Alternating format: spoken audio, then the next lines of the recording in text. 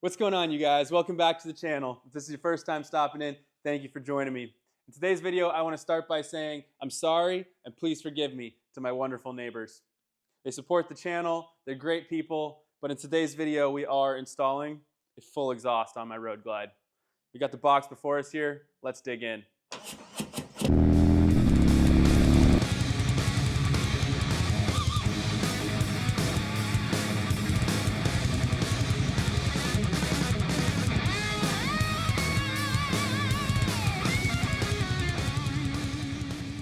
Oh my goodness, you guys, this looks so freaking good. This is a full M8 bagger exhaust from SP Concepts. They refer to it as their Turnpike. We've got stepped headers, all hand tagged here in the USA.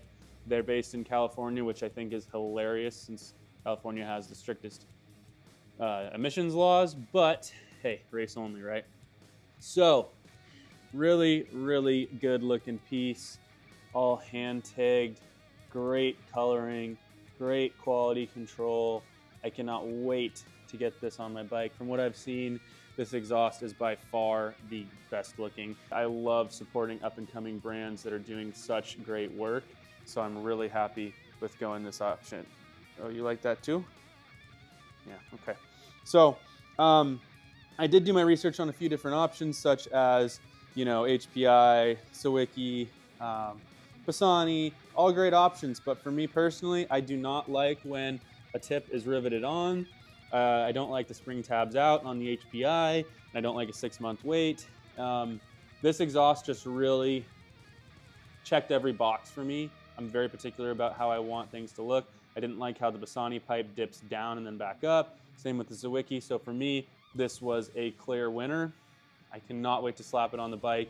Let's jump in. Now, when you see me handling these beautiful works of art, I'm wearing gloves. That is because they say if you touch it with your fingertips, the oils from your skin, when you do a first startup, will have fingerprint marks all over them. So we're gonna go ahead and handle them with gloves, and just before installing, I will quickly wipe it down with some soap and water. That way, as it burns in for the first time through a heat cycle, it doesn't end up looking all sorts of funky right off the rip.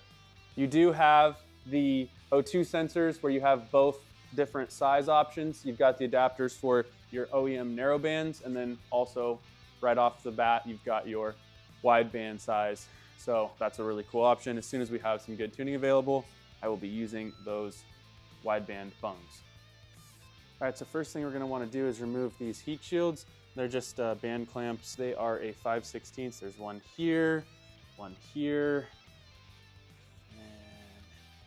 one here, and one here, possibly one back here, maybe not. Anyways, I will let you guys know once I get it off. And then we'll worry about the front ones as well. And then we'll start worrying about the rest of the exhaust, the narrow band, O2 sensors, and all of that. Careful with your knuckles next to the heads here. It will cut you.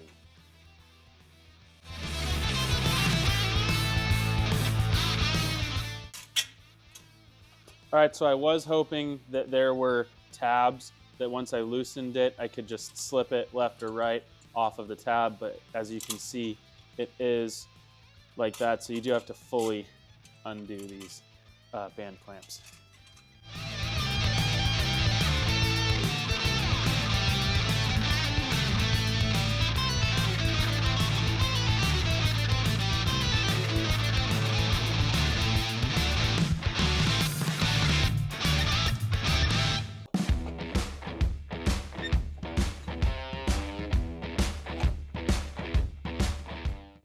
All right, so next is this hanger here for the header pipe. It is a 1/2 inch.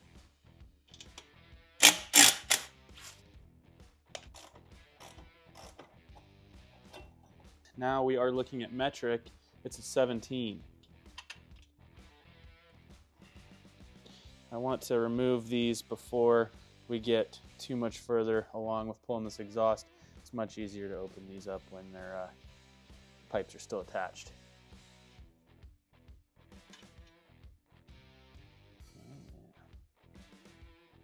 And the front exhaust is right there, also a 17. So now's a good time to go ahead and remove the saddlebags. They will need to come off to access the bolts for the muffler that live about right here and here. All right, so next step is going to be removing these 1/2-inch bolts to free the muffler from the head pipe. All right, so next we're going to be removing the clamp that holds the muffler onto the head pipe and midsection. And it is a 15 on this one. And then for the crossover pipe, it is a 14.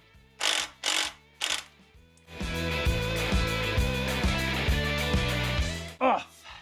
Woo! All right, so we're working on this 14 now. I don't know if I actually need to remove this. I'm sure that I could just remove those head pipes there and pull the other muffler off the other side and drop it all down. But for convenience sake, I'm just gonna go ahead and remove all of it. That way, if I do run into any snags since I'm by myself, it's nice to kind of have different options to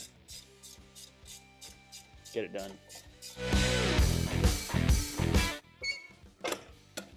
And came off pretty easy. So both mufflers are off. This crossover pipe is off. Now we just need to work on getting the pipes off the heads there and we're good to go. So now we're gonna work on getting the head pipe nuts off. They are a 1/2 inch as well. The back one looks really easy. The front one should be decently simple, but it looks like it's maybe gonna be a little bit of a pain in the butt.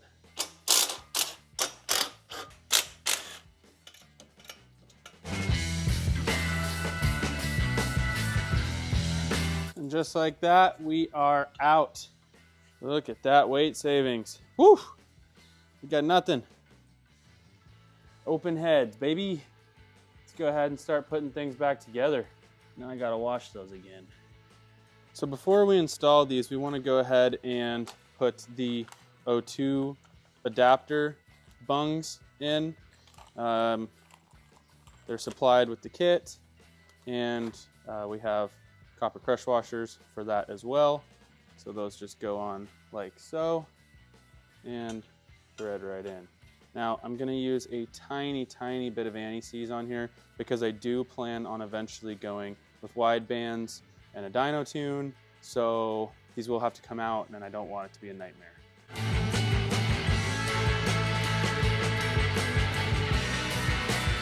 All right, the size for their O2 bung adapters is a 7/8. All right, so first thing we're gonna wanna do is take the old exhaust little clamp guy, whatever you wanna call it, and the clip here, and we're gonna slap this back onto the new pipe.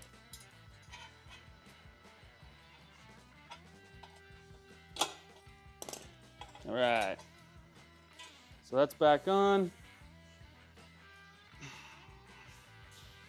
We are ready to go ahead and slip this up and in to its new home.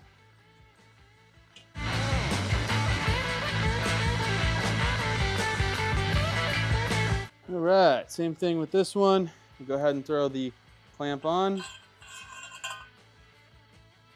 And then the clip.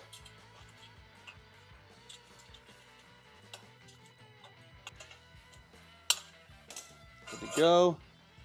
It is easiest to go ahead and install the O2 sensor before. So we'll do that now. Go ahead and twist it all up so that it's not spun up while it's installed. So as you guys can see so far, I've just loosely hung everything. That's the best way to approach it. You get the muffler bolted up tight, and from there you can go ahead and put your springs on, the spring tabs, and then tighten up the headers once you got them where you want them. So next thing, slipping on this gorgeous muffler.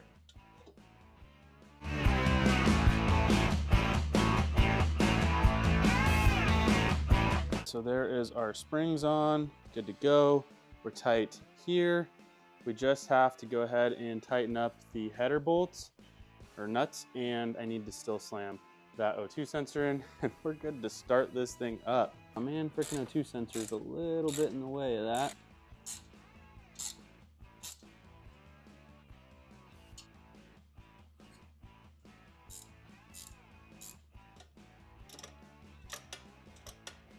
All right, you guys, so we have the head pipes tight. We have the O2 sensors in there and tight. We have the clamp that went here does not fit with the newer, bigger pipe. So they give you a nice little rubber piece to slip on that bolt so that looks nice and clean. Thank you guys for that. All of the welds look good. Everything lines up perfect. We have a little bit of adjustability here, which is nice, forward or backwards. I like it tucked more under the bag, so I slid mine a little bit further up and on. We've got the spring tabs on, muffler's tight. We are good to throw the bags on and fire this thing up.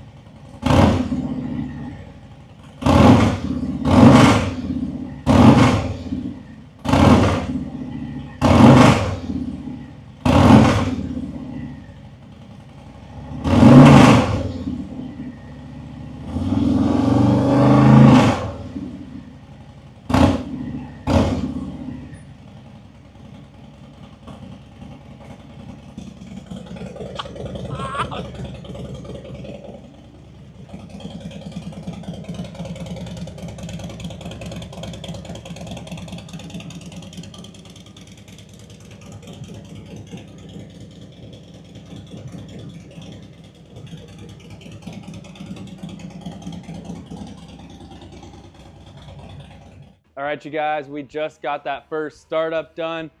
Man, this thing sounds freaking amazing.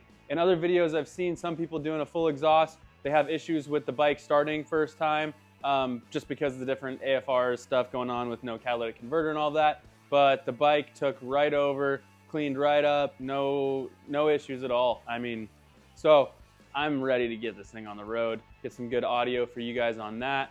But first, really quick, I want to look at the insides of the stock exhaust, show you guys just how restrictive it really is. All right, so here we have our stock head pipe, and you know, it doesn't look like it'd be anything too crazy until you go ahead and you look inside at the cat, and you see, just like any other catalytic converter you've ever experienced, it has a ton of the little honeycombs. So that is the restriction that you're dealing with your catalytic converter. Now, moving on to our mufflers, obviously pretty restrictive in the, you know, exit here, but we're gonna go ahead and point this thing right at the sun. We're gonna see what we get for light through it. I don't know if you guys can make that out, but if you see those little 4 little lines in there, that's all you have for airflow going through your muffler, because they want to redirect that air through there and through the packing of the mufflers themselves. Plus, obviously, they do just want it to be nice and quiet for, I don't know, somebody. Anyways, enough of that.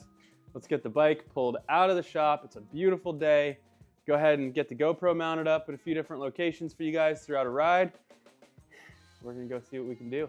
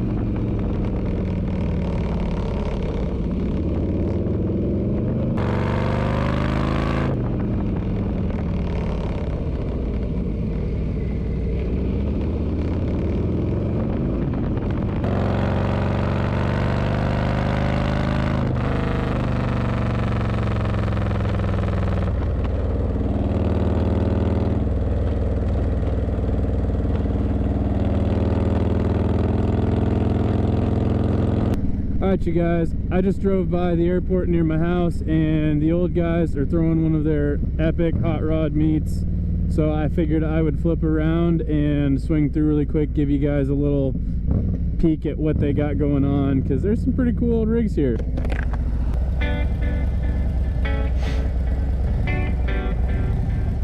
I don't know what you guys want to see, but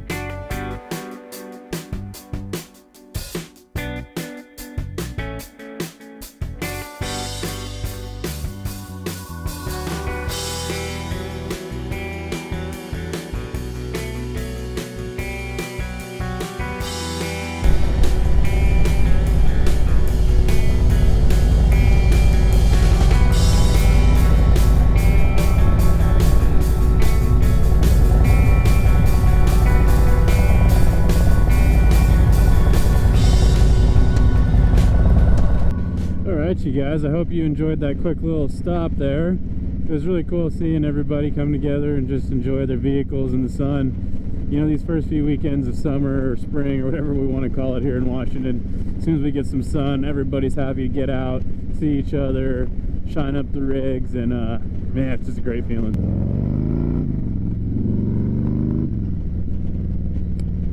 So the audio that you were hearing, my microphone is mounted inside my helmet, and in a location where pretty much you can expect that's about what you're going to hear if you're running this exhaust in your helmet. So it's not a foolproof method, but I want to give you guys the best chance of hearing what I'm hearing, of giving you a clear representation of what you can expect audio wise from this exhaust in your helmet.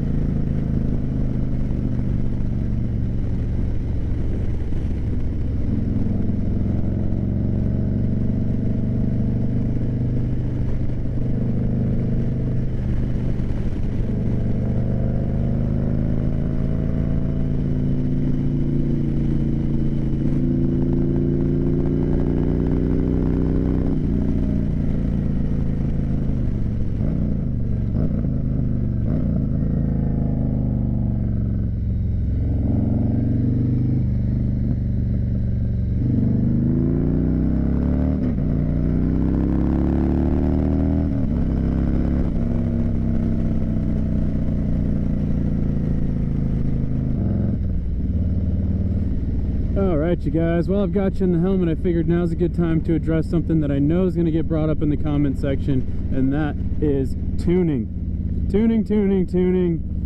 That's all we're hearing right now, and I understand why. We are currently in a predicament with these new 2024s, and that is we've got aftermarket parts becoming available, such as these exhausts, intakes, things of the sort, but we still have no aftermarket tuning options. The only thing available is a Screaming Eagle tuner from Harley Davidson. Those are canned tunes, they're emissions present tunes, so if you've got a catless exhaust, that tune is not written for you. And yes, it'll run the bike, yes, it's a little bit healthier for the bike, but no, it is not dialed for your setup. So I personally am not running a tune on my bike currently. I did some research. The previous generation 117 M8s do not have a lean condition from the factory like some of the twin cams and the earlier Rushmore bikes had. So what does that mean for us? That means you can run a 2-into-1 exhaust with your factory mapping. Would I do it long term? No. If I thought it was going to be more than a few months, I would get the Screaming Eagle tuner and I would fork out the money for that and know that I'm not doing long-term damage, potentially. From the dynographs that I saw of those, you know, dyno runs of those stock bikes from the factory, how they ran, it was only at certain RPMs, little peaks and valleys where it was just enough where you're like, I don't really love that, but it's not, there was never like anything crazy, you know, extremely lean or anything like that. So short term, you should be completely fine to do this. And your factory warranty is still in play because you are not tuned. So do with that information what you will. I'm just letting you know I'm waiting for wideband, full-on, you know, standalone ECM options to become available so that I can go ahead and get a dyno tune done for my bike with the upgrades that I put on it, because that's really the ultimate route to go when it comes to tuning. So that's that.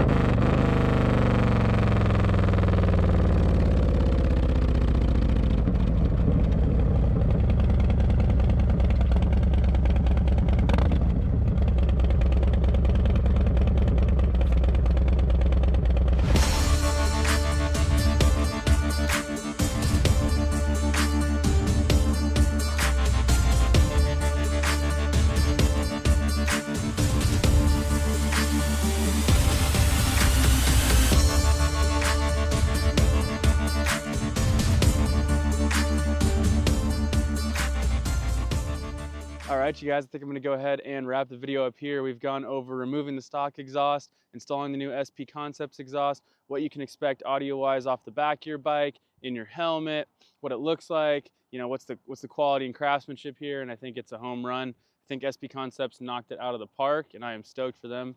You know, congratulations, they've got a good product in their hands here, and I think it's gonna do really well. So, thank you so much for watching this video. Please give this video a like. Comment down below questions, concerns. If you guys have any idea of when we're going to get some better tuning options available on the market, if you got an inside scoop, please let me know down below. Let all of us know down below. And consider subscribing, because now that we've got more air able to come out of the exhaust, we're going to need to get some more air coming in via cam, tuning, who knows what else. I want to tear into this thing for you guys, for me, have some fun with it. So please come along for the ride. Catch you guys in the next one.